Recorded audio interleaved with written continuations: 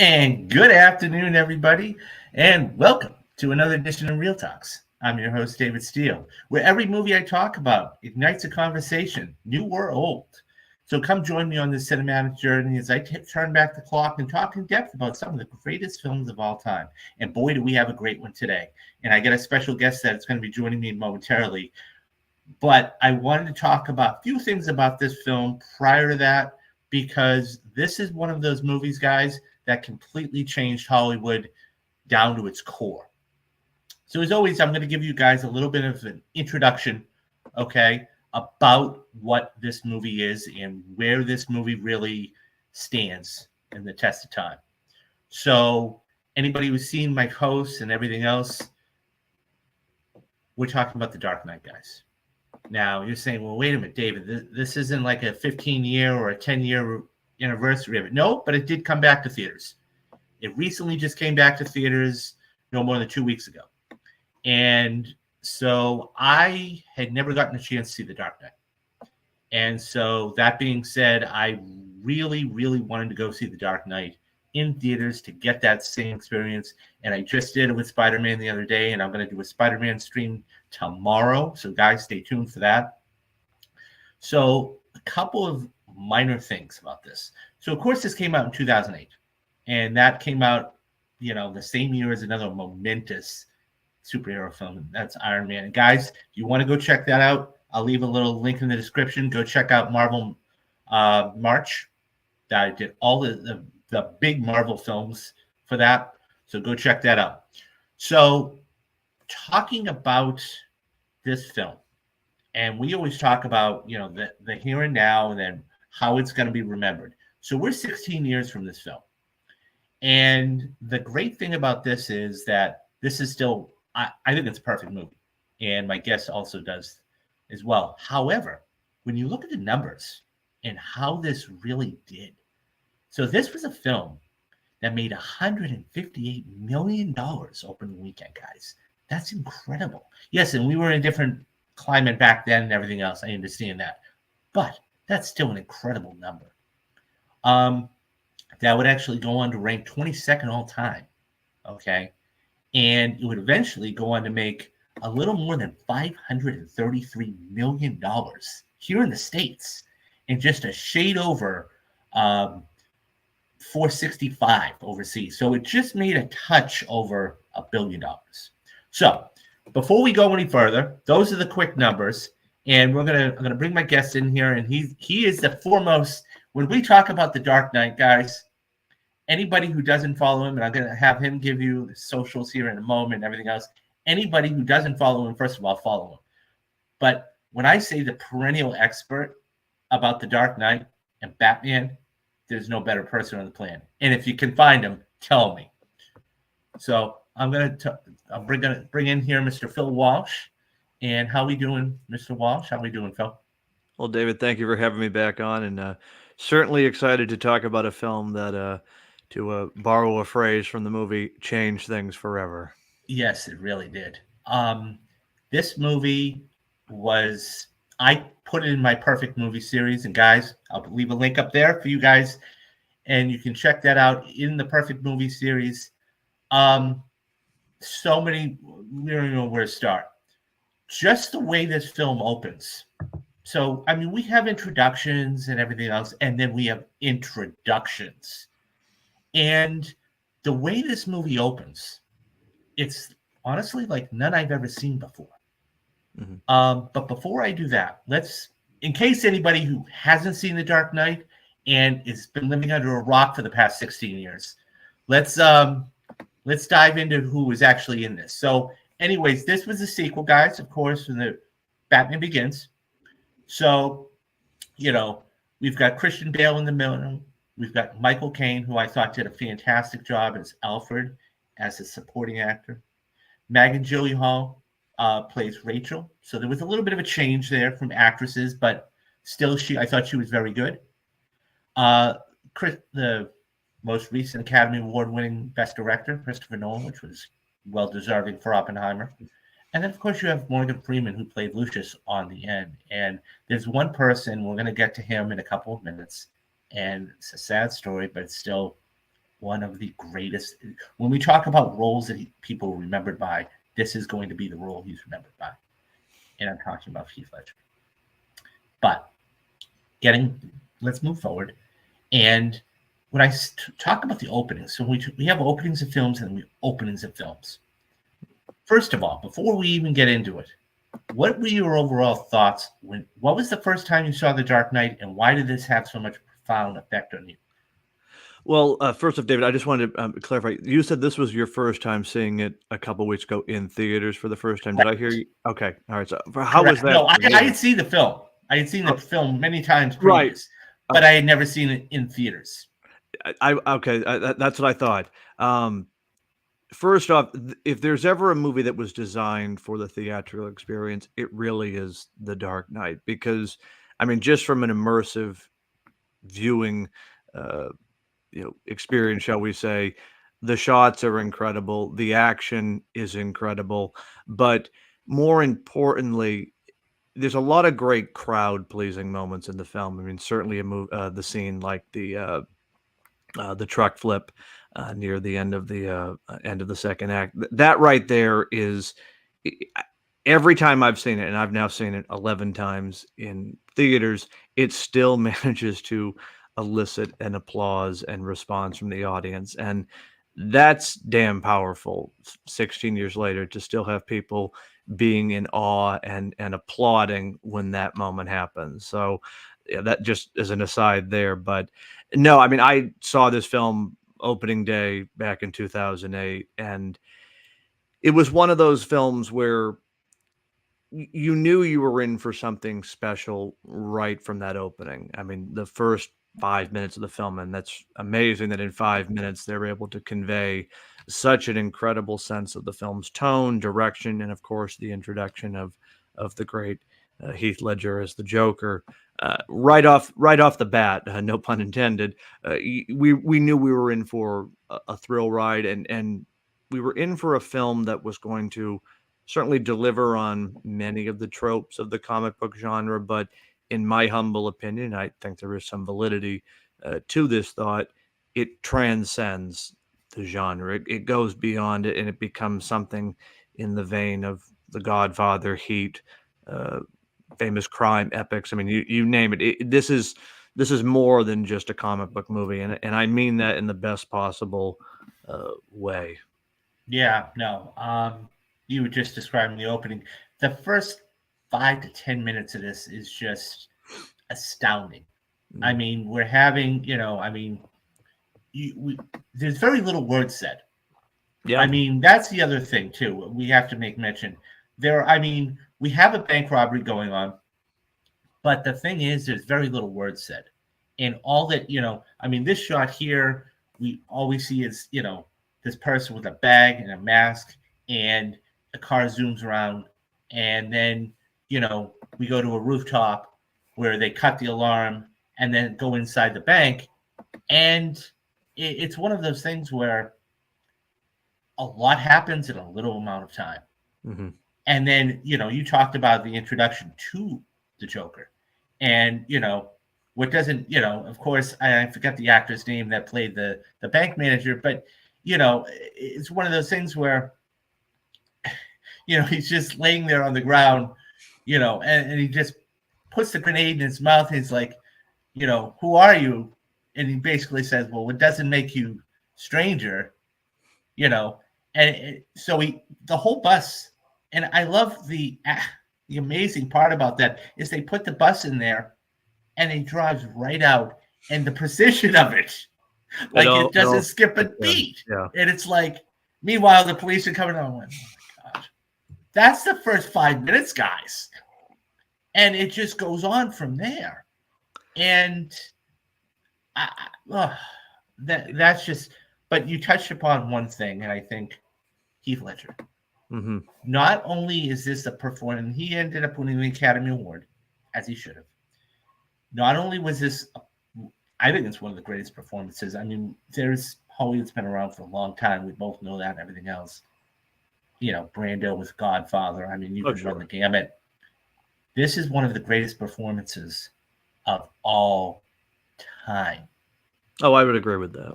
I would absolutely agree with that. And For William Fincher, thank you very much for that. Thank you very there we much go. for that. But Um, this is one of the greatest, unbelievable. It is, and it's not like he's in the film that much. I mean, it's about 30 odd minutes of screen time. And again, I'm not trying to you know pit other performances against each other, but like you think of like Jack Nicholson in the first Batman movie, he's in that movie much more than the Joker and than the Joker in the Dark Knight, and there's almost that overexposure angle where Heath Ledger is in the movie just the right amount of time, but even when he's not on screen, it's sort of you feel his presence throughout, I guess is what I would say. Mm-hmm.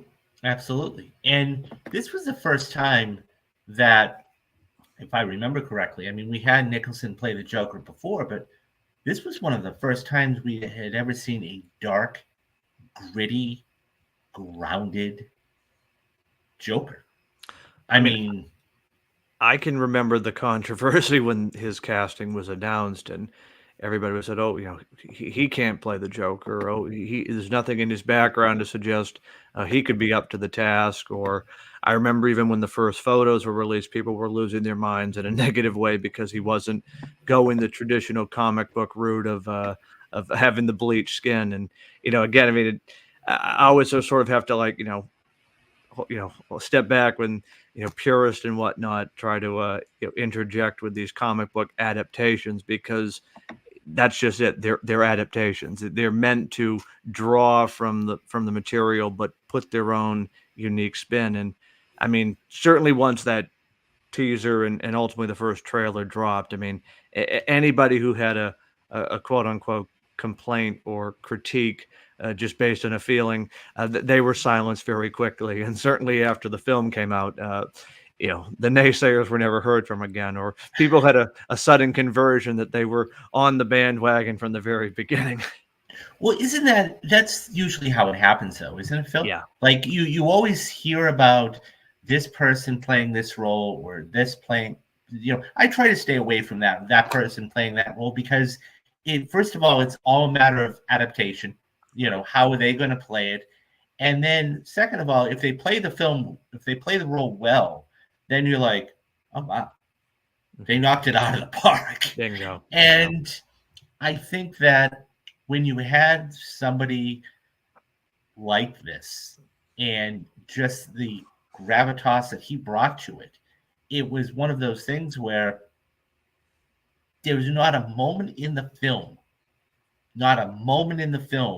when either when he's talking about his scars to the different individuals, or at the end when the fight after he's hanging upside down, or the hit me scene, and that's one of the great, just anything.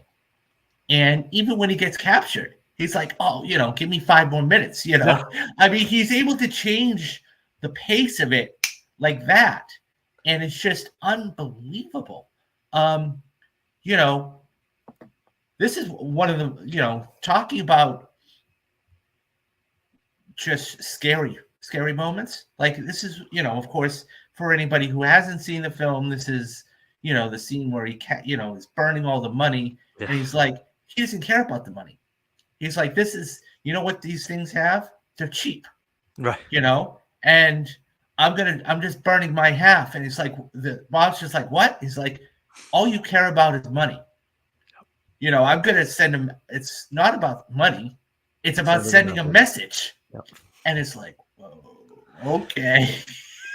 No, I mean, there's so many, you could literally do an entire show just on each individual scene that he has, because they're all iconic at this point. I mean, it's sort of almost become a cliche or a meme, if you will. Like, every line of dialogue can be quoted at this point. But I mean, when you really step back and again watch the film in its entirety, you're just mesmerized by what you're seeing on the screen. And it still gets me every time during that scene where he's dressed in the honor guard uniform without his makeup, and so you're seeing Ledger's face, but all these times since I've seen it many many times, and it still gets me because even though he's without the Joker makeup, you do not see Heath Ledger. That is still the Joker, and that's a testament to him that he was literally able to embody this character and become this character, and convince us, the audience, that that's the Joker, even when he's in his regular makeup, and you would expect to say, well, really, that's just Heath Ledger. No, it's like that's a Joker right there.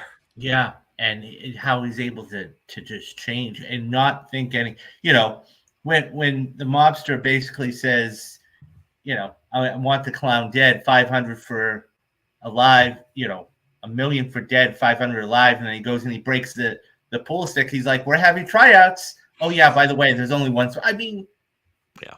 just you're right. Every single scene he's in, he steals the screen. It's just amazing. And we're not even talking. I mean, everybody remembers Ledger and the Joker and the performance he gives, as they should. Mm-hmm. But he's just a proxy. This man, so we have another villain in this. Oh, yeah. And that's due to Harvey Dent. Harvey Dent, of course, the district attorney, the White Knight, and what the Joker does is able to actually bring him down and others. And we get to see the turn, essentially. And I loved the fact that, Dent says to Gordon, well, what was the name you had me? This is when he's in the hospital. Yep. So the first shot, of course, he gets kidnapped. He's like, I was here. I didn't, well, what time is it? Well, depending on the time, you could be in one place or several. Right. And so then, we see him we see Rachel and Harvey in the warehouse. And then, how so of course they're able to, that was the whole thing. If you wanted to, you have all this strength when he's beating up the Joker, okay? You have all this strength and you can't do anything with it. And, Gordon's like, well, he's in control. And he's like, well, if you want to save them? Yeah. And this is how maniacal he is. He's planning so far ahead. And, one of them goes after Rachel and the other goes after Harvey. And, of course, it's like, we see what the end result is. I still think that this could have been up for best makeup. Every time I see the film, but just how the reveal of it. What was the name that you had me in the MCU? Yeah. Say no, it. It's Say incredible. Yeah. No, it's incredible. I mean, even again, 16 years later, and what little touch-ups there are of CGI, it still, frankly, is better than a lot of stuff you see in a lot of newer movies today. And I mean, I think that's a testament to both the fact that there's a mixture of both digital and practical effects, but also Nolan does such a good job at getting you to buy into this world that it looks real. It looks effective, 16 years later. And it's a testament to Nolan. It's a testament to Aaron Eckhart and the believability of his performance. I mean, you really touched on it. I mean, he's almost the unsung performance of the movie, because I would almost would say that you're never going to get a better Harvey Dent performance, in my opinion. It's that good, and yes, it's not a long drawn out affair. We're not getting multiple movies of Harvey Dent as Two-Face, but what we get there in a condensed form, I think, frankly, is really chilling, and it fits so well with the flow of the movie that you have to have the entire story. You could not have effectively told this story if the film ended with the capture of the Joker, the corruption of Harvey Dent, but not his ultimate downfall. You had to have all of that in place to tie this film together in such a beautiful way. And without question, Eckhart enhances it, because there's a lot in the nuances, because again, we don't get a lot of moments with him sort of in private or whatnot. A lot of his stuff happens in big crowd scenes or dialogue exchanges with Batman or Gordon or even the Joker. But a lot of it's in the subtlety, and even just in wardrobe decisions, like with his tie, and of course it's split, reference the split personality. Even that scene at the beginning where he assaults the witness on the stand. Again, you see those flashes of anger, and you know that, okay, there's something more going on under the surface here.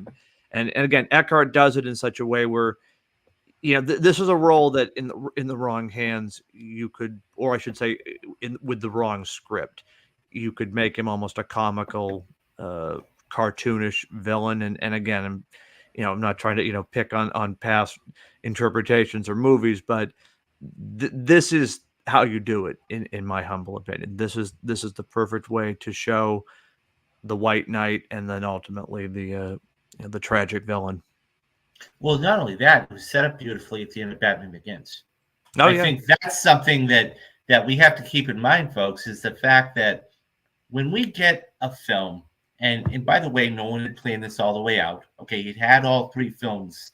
He knew what he wanted. He wrote the scripts along with Jonathan, but it was just a simple premise of the setup, because sometimes the setup is better than the actual payoff.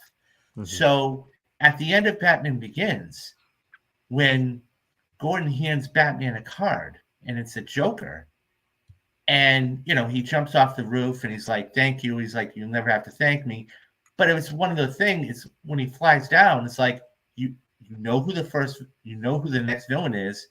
You're excited about the next movie, and oh wow, they're going to bring the Joker in now, because they could have waited until the 3rd film, but I don't think it would have had the same gravitas. Right.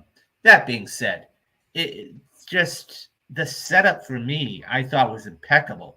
And look, you could talk about any Christopher Nolan film and anything else. This, to me, Oppenheimer and The Dark Knight are the 2 perennial master classes of his.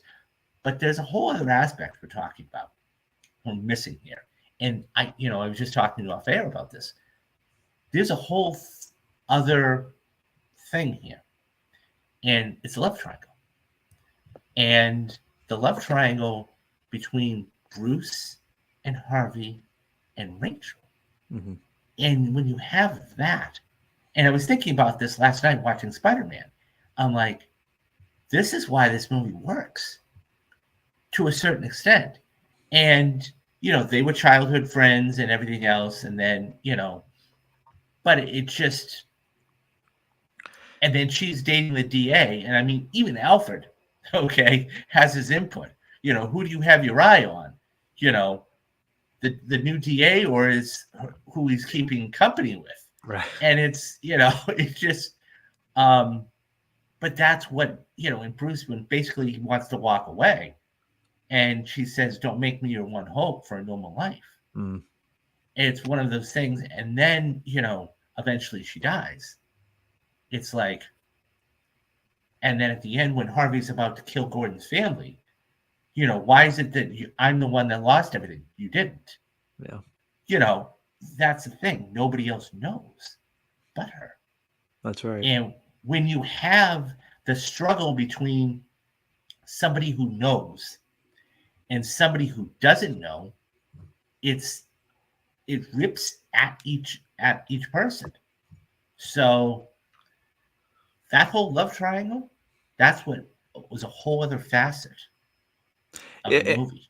And it's not like it's again, sort of back with Harvey, it's not an in-your-face type situation. It's, again, a lot of it is in the nuances. Lots of it is in just, I mean, even the way that dinner scene is set up, where the 4 of them are, run into each other, and then they all, have their little conversation. I mean, that's, again, a perfect way of establishing the tension without leaning too much into either the melodrama or all the mushy stuff that sometimes these films can be a little overzealous with exploiting. There's a right amount of subtlety and just enough to lead you there, but without sort of beating you over the head. I mean, I sort of think about like to call on another sequel like The Empire Strikes Back with Han and Leia. It's not an in your face love story or romance. It's more of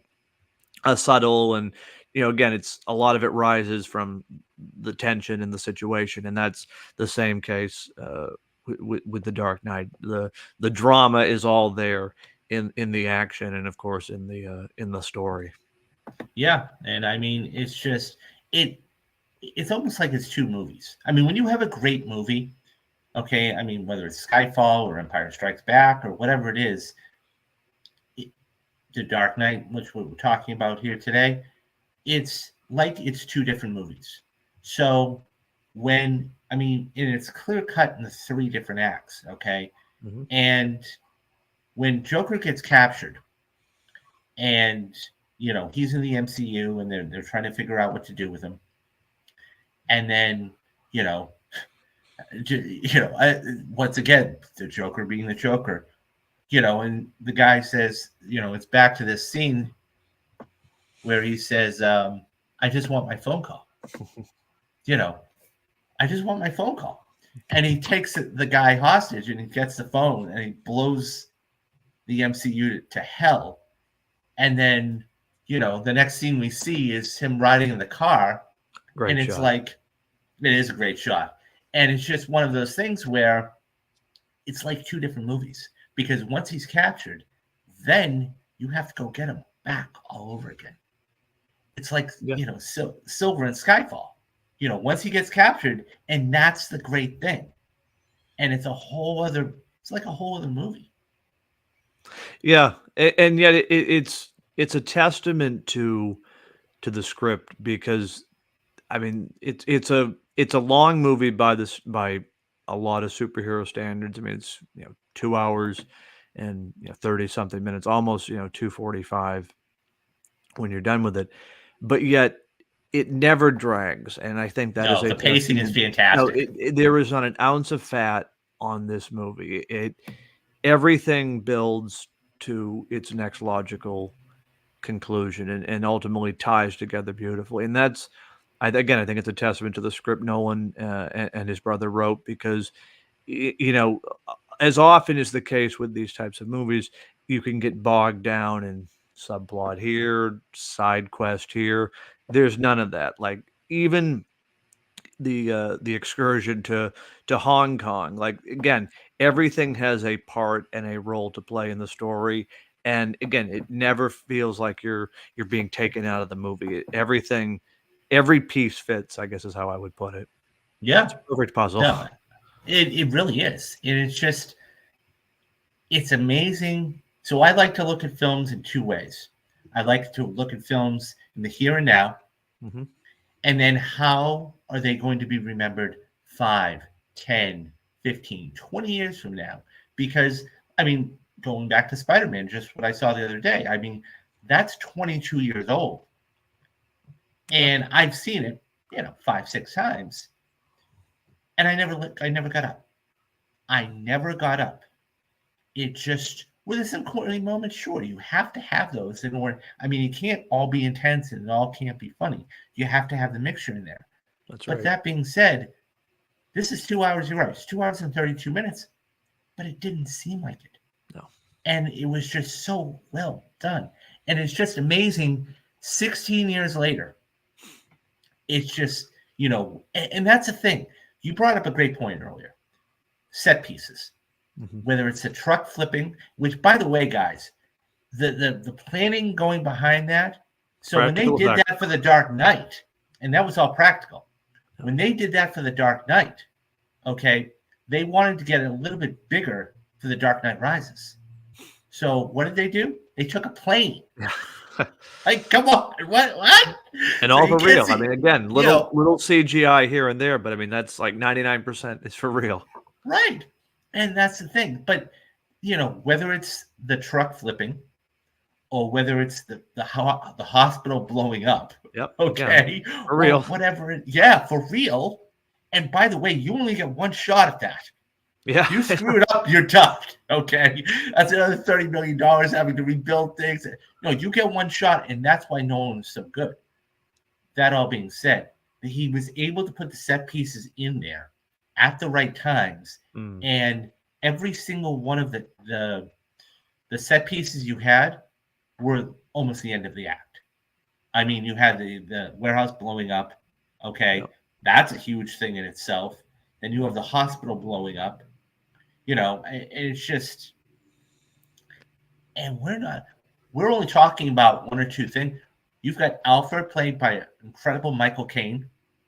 You've got, Morgan Gary Freeman, who I Oldman. touched upon earlier. It's just Aaron Eckhart. I mean, this is a stacked cast from head to toe. Oh, it's an incredible ensemble. Absolutely And incredible. it's one of those things where you go, wow, how long was this person in it? Because it didn't seem like it at all. Everything about it is just, it's, I don't think you can make this today. I mean, you might be able to, but it's funny because it'd be very hard. The problem is there have been so many Dark Knight imitators that have come out in the last 16 years. I mean, you talk about a legacy of this film. It inspired films like Skyfall, Captain America and the Winter Soldier. I mean, frankly, you would not have Joker. You would not have the Batman without the success of this film. It changed the way people look at comic book movies. It's like I said at the beginning, it transcends the genre in the best possible way.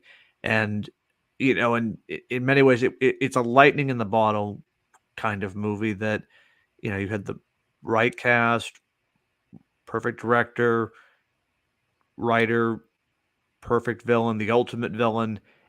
Hard to replicate that again. I mean, I mentioned the Batman because that is certainly a film that draws a lot of comparisons to this one just because of the tone and the aesthetic. And I certainly love the Batman, but even that, for all of its strengths, it just doesn't hold a candle to this film. And I think a lot of ways it's because this was the first, and so everything that does follow, afterwards is sort of going to be held up to comparison. Often replicated, never duplicated. That's right. That's a good way to put it.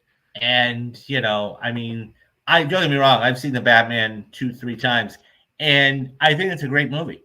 I do, because it was a different iteration of Batman. It was the year 1 or year 2 Batman we had never seen before. All the other Batmans, they'd been grizzled, they'd been doing it for a while, they had all of these things, and we'd never seen a Batman who was still learning. Right. The one thing that Matt Reeves did so well in that film was he took different iterations. He took little pieces of the different iterations of the other Batman. For example, going back to the Riddler scene, when the first time I saw that, I said, that's straight out of the Dark Knight. Right? Straight out of the Dark Knight. Then you had the vehicle that Bruce is driving up in, at the funeral, 1969 Batman. Then you have the statue back there. And it's like, so, okay, he took little pieces of all of them and then was able to put them in there as Easter eggs and everything else, and it worked. But this is just the pace. I mean, we're talking about the pacing is so good, the character development is so good, and that's the other thing too. Like, we didn't need a back, and the fact that he gives the Joker, whether he's talking with Rachel in one scene or the old man or whatever else, he gives a backstory. So it's not like we don't know where he came from. Or, the gangster where he's like, one night my father went off crazier than normal. So he gives a little bit of he gives little pieces of himself to each and every one of the characters. And that's fantastic. And again, that's in keeping with the character in the comics. I mean, it's a multiple choice background that, you know, even he may not even know what the true story is, and that's something that I really like because to me the Joker is always best left as either a mystery or some unreliable narrator. And because you brought it up, I read recently that uh, Nolan actually faced a lot of pushback from the studio at the time because they really wanted him to have a full-fledged backstory for the Joker in the movie, and were kind of pressuring him to incorporate something in the narrative, you know, much like in the way other classic villains have had their backstory, made up or reinterpreted in previous films. But you have to give it to Nolan. He held his ground and wanted to keep what we got in the film instead of, well, the reason he's like this is because X happened to him, and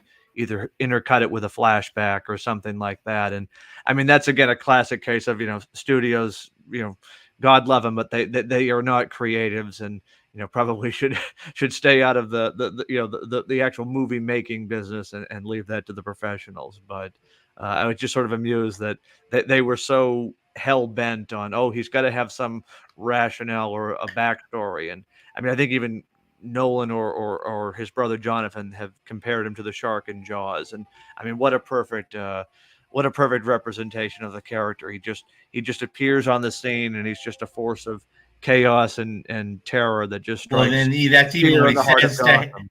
That's even what he says to Harvey. He's like, everybody has a plan. They're schemers. You know, you were a schemer. You had plans, but those plans are gone. Right. You know what it is? I am? I'm an agent. I'm an agent of chaos. And, and you know the thing about chaos? It's fair.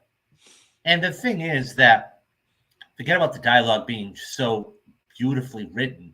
It's just a simple premise of the delivery of it and everything else. And honestly, sometimes, and this is truth be told, people don't care about backstories. I mean, they do to a certain extent, but it's like the mysterious thing of Han Solo. How he got his name Han Solo. I don't care. I Right. want to know about the character. When we meet him in Star Wars, I don't care how he got his name Solo.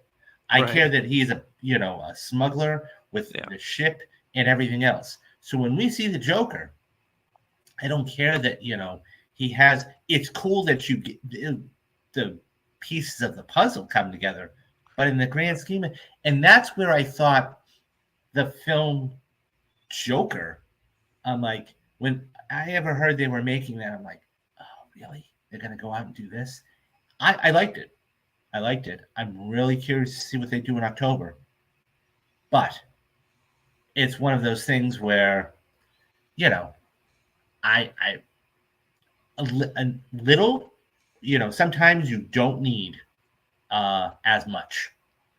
You could just leave it alone and let it develop. No, that's fair. I mean, I make no apologies. I'm a huge defender and lover of the Joker film. I would probably rank it as like a top five comic book film if I was being truly honest.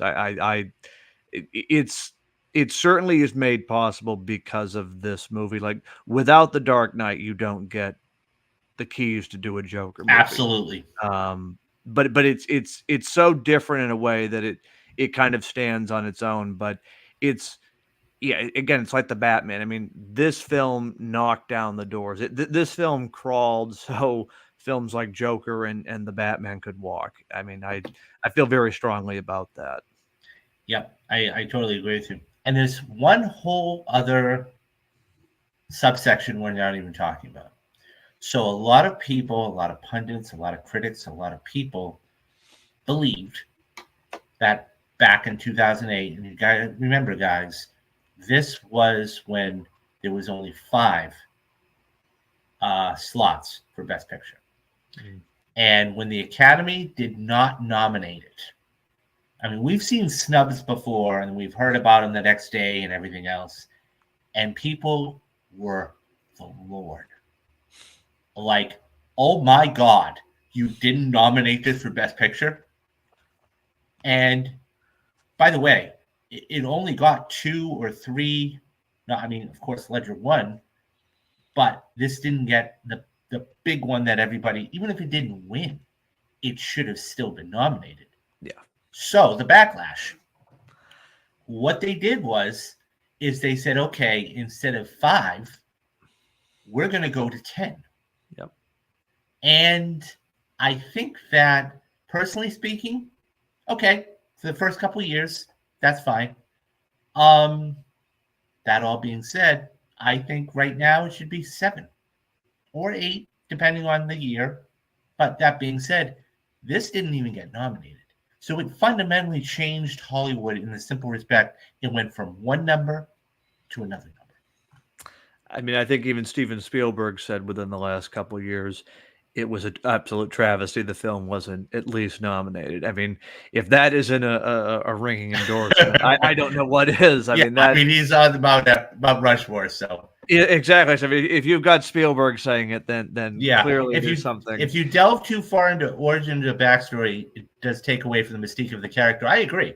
I mean, just a little bit is good, but you don't need to do that too much. And that's what they did. I mean, even with Dent, they really didn't. You didn't need to know what he did. You just need to know he was a DA at this point. Yeah, no, it's a wonderful morality.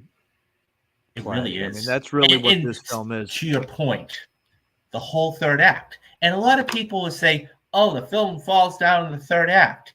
And I'm talking, of course, about the ferry sequence. And it's one of those things where you need it. First of all, you need it. But second of all, this is the ultimate test. This is the ultimate, and he even called it the ultimate social experiment. I left the detonator of each one of your boats down there.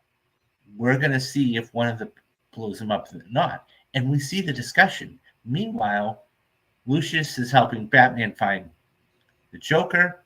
Yep. Gordon's finding out his family's being kidnapped. You have that whole sequence of where Batman's taking out the SWAT cars. Right. I mean, another set piece that's incredible. And it's like, but that whole ferry sequence is very well done, and like I said, on the end. Go ahead. You need it because it sort of puts Batman's thesis to the test, and it's sort of a false victory because he thinks with obviously the Joker's capture and then the citizens choosing to err on the side of good.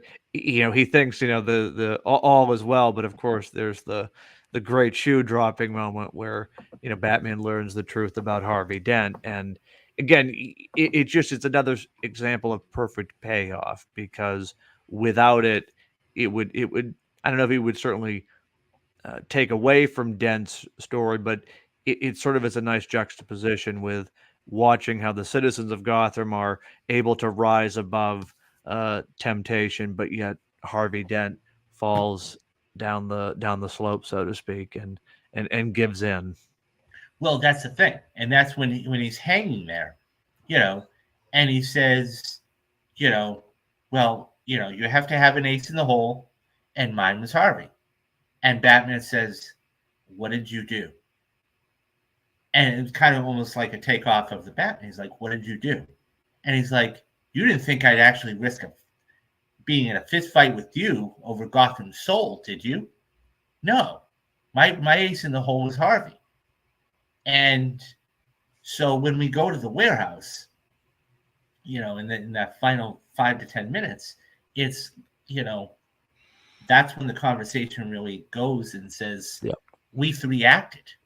You were the best of us, and he wanted to bring you down, and he did.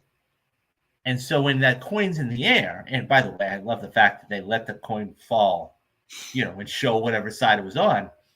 And then, he's hanging there, and of course, Dent falls to his death. And then Batman falls. It's one of those things where even the kid, which, by the way, this is a little callback to earlier in the film when, they say, well, they didn't think he'd believe me. So Batman gives it to him. But he honestly, so that being said, and then of course, one of the final things that I think stands up just amazing is the final sequence. I mean, we can always talk about, voiceovers and everything else, but the final 2 minutes when he's actually talking about, why he has to run and everything else, you know, and he's a silent protector and he's the Dark Knight, and it gives me chills every time. Oh, it's a wonderful speech. Absolutely wonderful speech. And it's just, it's the whole movie. I mean, the whole really movie is, guys. And I know we're just, I know we're gushing about it. The reason I wanted to bring not only film on, but do this was because, well, of course we both love the film. This was, as I said, and you said it earlier, this was my first time seeing this in theaters, and there's something about seeing a movie in a movie theater, that you've seen before, and you go, wow, with the surround sound and the explosions, and it's just like, it's incredible. I was taken back to the summer of 2008 when I saw it last week for the first time in 16 years. I mean, this was number 11th time on the big screen, and like I said, it felt like it was the first time. I mean, that's the power of this film, that it can literally make you forget the last 16 years it happened and just feel like it was right back there on July 18th, 2008. That's the power of movies, and that's why, again, I will always advocate for the theatrical experience, because I don't care what kind of a setup you have at home, and I know movie theaters are not for everybody, but for me, that is the place to see any film, but particularly one like this. It's impactful. It just takes you away. You're swept away into that world. Not only that, going back to see Spider-Man the other night, like I said, but when you're watching a movie at home, I mean, I remember seeing Endgame 3 times in theaters. So there you go. And the pop, Phil. It just, now I understand it was 11 years in the banking and 20 plus films, everything, but the pop. Oh, sure. And it's like, honestly, it's like being in a church with 40 or 50 people around, just rising and applauding. Even though, even on Twitter today, like the explosion of the last shot of Spider-Man swinging and the applause. And it's just, those are the kind of things you cannot replicate. And when you see something like this and you see it's just magical. It really is magical. And, one of my former co-hosts, he put out a tweet. It would be very interesting to see how these other ones do and see if they have the same charm. But, that, and there was another movie that came out that same year. We're discussing The Dark Knight, and I'm talking about Iron Man. Yeah. People forget about that. Yep, that's right. That was another, this made $1 billion. Okay. Yep. Iron Man made about $560 or $600 million the same year. Yeah. So you had two monster comic book movies. But this is just, let me ask you this. Yeah. Like, so if you see this on TV, because The Dark Knight, for me, there are a few movies on television. The Dark Knight, The Social Network, Silence of the Lambs, Heat, whatever. If you see this on TV, are you going to stop and watch? Or No, I mean, it's one of those movies. Unless it's unedited. Yeah, I mean, I will do my if I see it, I will stop it. Though I will say, I am a bit of a stickler where, I really like to watch the movie in its entire form without interruption of commercials. But I can't deny that there have been a few times over the years where, you'll just be flipping through the channels and then all of a sudden, it's the Joker in the hospital scene, and it's like, okay, well, I've got to stop what I'm doing, and I'll just watch this. I mean, it's that kind of a powerful movie, but I certainly prefer it to watch it from beginning to end. I mean, I'm a purist that way. I agree wholeheartedly. And it's the simple fact of there are some films that you cannot watch. No matter how much you love them, there are some films you just cannot watch edited. You just can't. You're It's doing a impossible. disservice to it. I mean, like The Departed, for example. Oh, sure. Good luck trying to watch that on AMC. No, that's a disservice The right ADR, there. forget about it. I mean, my point is this, though, guys.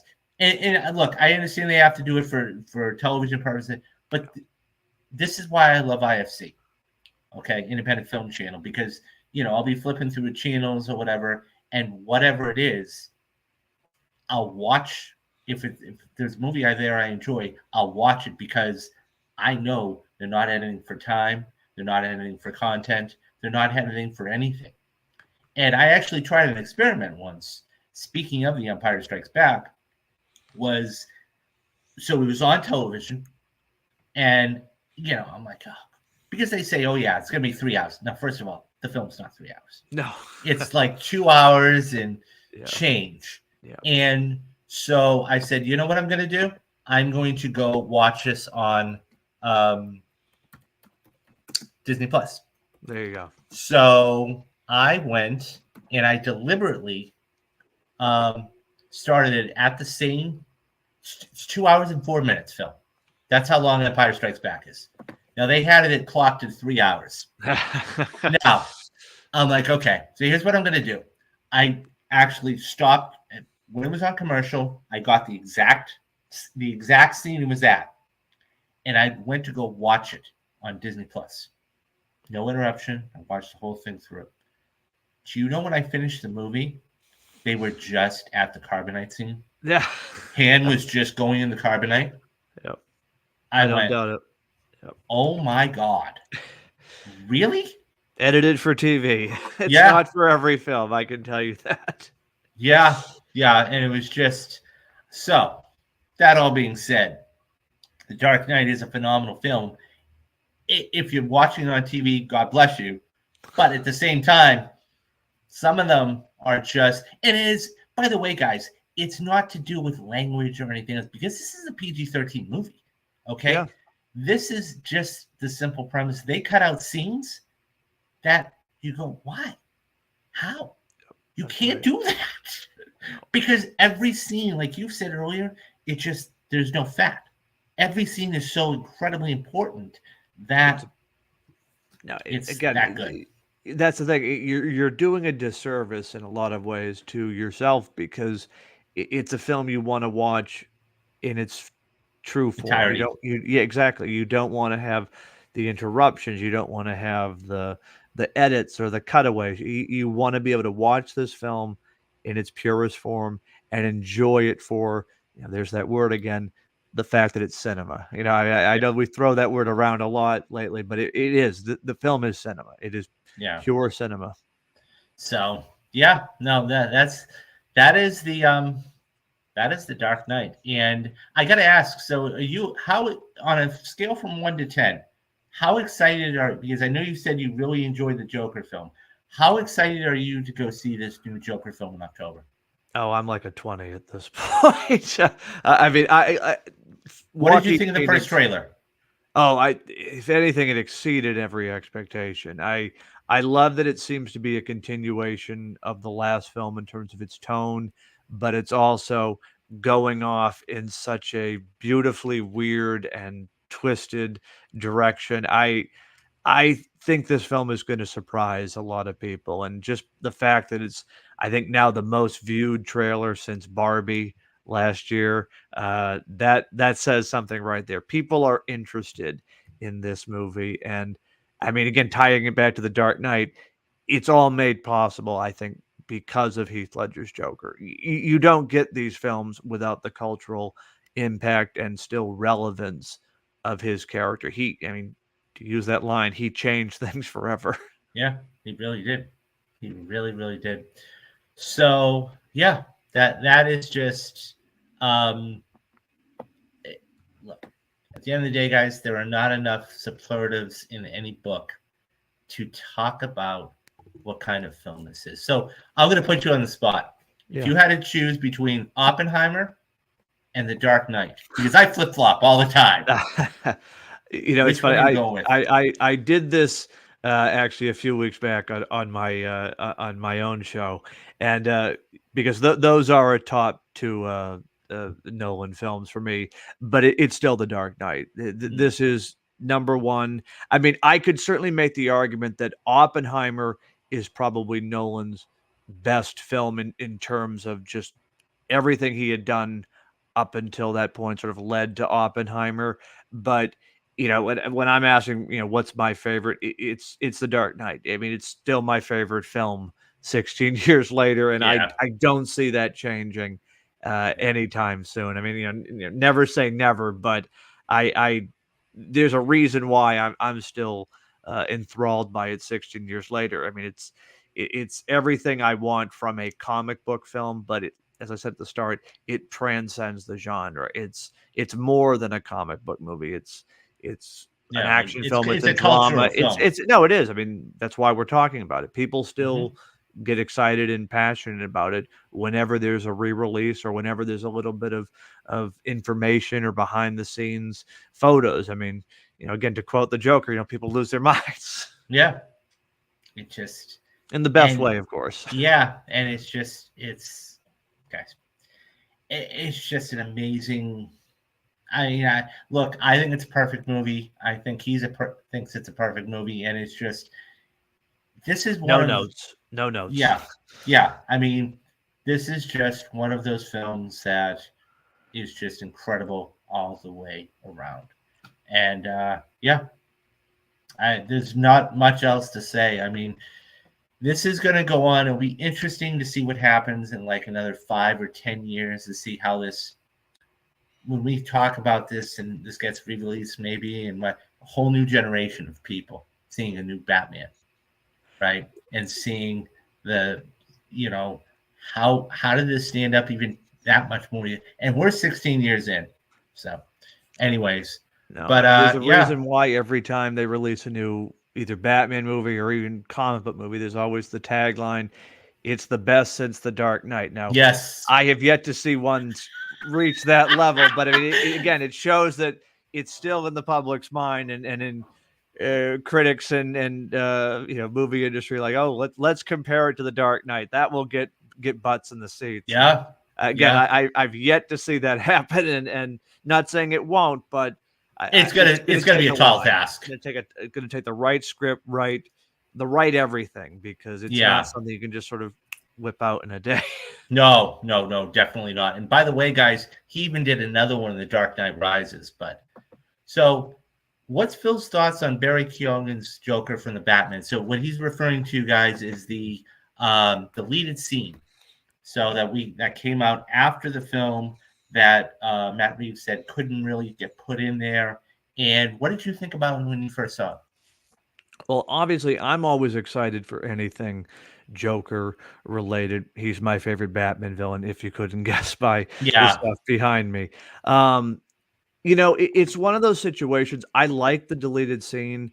I really do need to see more, because it almost feels like a tease in a lot of ways. I know Barry is a great actor, so if someone's going to bring a new interpretation of the character, I think he will. And I liked his chemistry with Pattinson in that scene, but it's one of those things I need to see more before I can make a final judgment. Yeah, exactly. I can't even rank him in like a list of Jokers, because we just haven't seen enough. The sample size isn't enough, Phil. Exactly. Even just from that 5-minute deleted scene, I mean, that's you're just getting a small look. I mean, I'd like the sort of the interesting design. I mean, I expect it's going to be refinished and revised, assuming the characters in the second film, which I fully expect he will make an appearance. But yeah, again, the Joker is always going to get my interest in any Batman movie. So I'm one of those people that says, more Joker, please. So I mean, again, I know some people are like, oh, leave the character alone for a while. I'm like, no, you got to have the Joker. No. Look, the Joker is one of those iconic. When we talk about villains, about, superheroes and villains, Yeah. like arch nemesis, we have, Lex Luthor with Superman, okay? And the Joker with Batman. It's that simple. Bingo. And Bingo. that's another reason why, Matt Reeves didn't want to go with the Joker and he went with the Riddler, because it's a different character. It's still a popular supervillain for everybody that knows it. But remember, guys, the last time we saw the Riddler on screen was Jim 95. Carrey. Yeah. Was Jim Carrey, and that was more of a That was more like comical the Adam West type show. of thing. So it was a complete departure from that. Oh yeah. Just a little bit. Yeah, complete departure. So, but yeah, the Dark Knight is just one of those films that just Like I said, call it a perfect film. No notes. Yeah, no notes. Call it a perfect film. He does as well. Go check that out. Go see what not only this, but go check out a year ago. Okay, that what I did for it and everything else. So yeah, I want to thank Mr. By the way, before we go, tell everybody where they can find you, your podcast, all that good stuff. Well, so if you haven't had your fill of me here tonight, you can certainly, and I would encourage you to give a follow on all the social media handles, Phil W Movies or Phil at the Movies.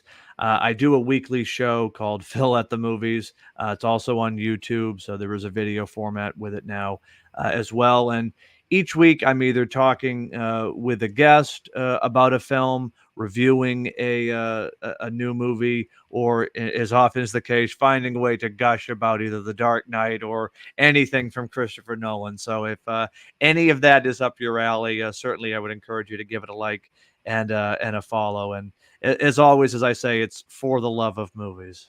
No, absolutely. And and I'm going to get to something here in a minute, and it's just everybody loves movies. Bingo. Everybody. There is not one, and we have a new sub for you. So he said I sub to your all channel. Right, thank you very much. But it's just a sub. Everybody loves movies. Yep, bingo. Everybody. There isn't a person that I know that doesn't enjoy movies in some way, shape, or form. Everybody has a favorite movie. Everybody, and what I talk about, the first time you see a movie, especially in a theater, it's a memory. Yeah. You create memories, and that's the thing. And when we talk about movies and we talk about cinema and we talk about great movies and everything else, these are the kind of movies that, first of all, we wish we could make, but more importantly, that when they're done well, it's just they will be remembered for all time.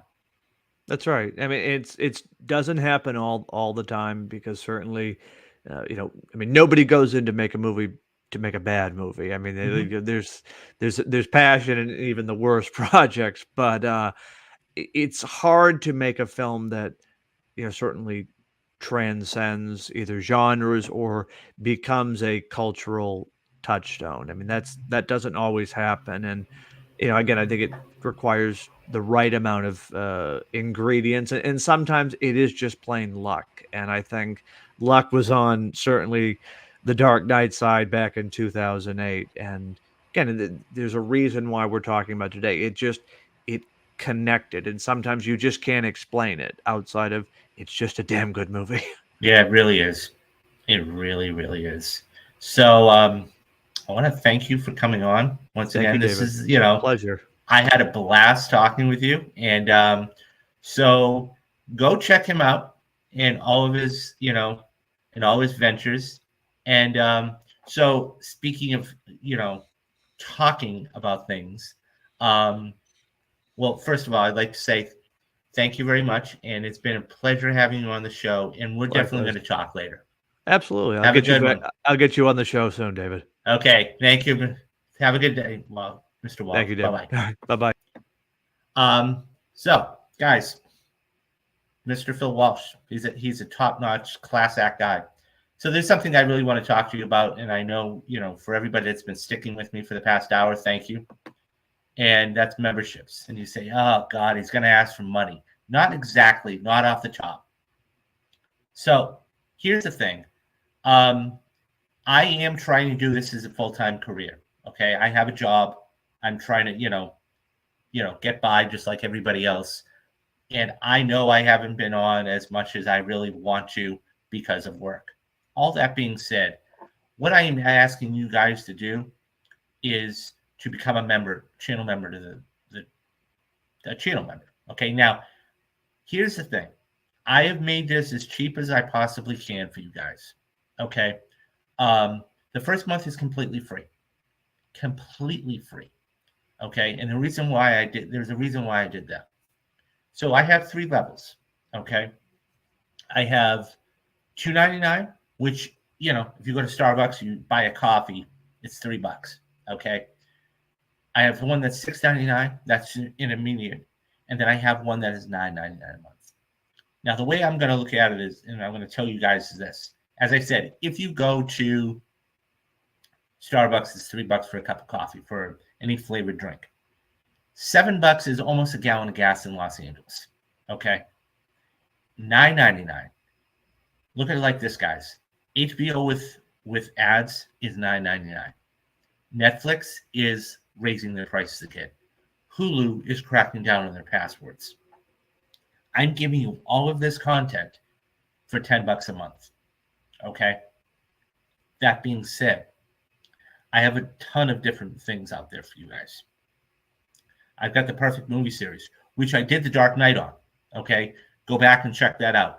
Okay. I mean, there's movies on there like Heat, The Departed, Social Network. It runs the gamut. Skyfall. Okay. I did earlier this year. Then if you don't like those, okay, I have retrospectives, and I'm going to start to do more retrospectives as the summer continues to move along. Okay. I did, I've done and will be doing, I did Indiana Jones and the Temple of Doom. I've done Street Fighter. I've done a number of different other quiz show, which was back in 2004. All of those. Then I just started another series on the channel called Anatomy of a Movie. And that is basically something that I wanted to do a deep dive into a particular movie, whether it was the themes of the movie or a scene. So the last video I just put up was about another perfect movie I did called Heat. Of course, 1995. It's going to be turning 30 next year. Okay. Al Pacino, Robert De Niro. I sat down and I basically dissected the coffee shop scene. It's only a 6-minute scene, but there's so many different things in all of that. And that's what I did. Not to mention interviews. Mr. Phil Walsh was kind enough to come back on. Okay. I've interviewed Ryan McQuaid. I've interviewed several other people. Okay. So there's a number of different things on the channel for you guys. Okay. I'm trying to do this full time. But the biggest thing that I'm hoping, if you guys get any enjoyment out of this whatsoever, at least, and I'm asking you at least, please hit the like and subscribe button. Okay? Because what that will do is tell me a couple different things. Number one, it will tell me you're enjoying the content. Number two, it will get it out to more people. And that's my goal.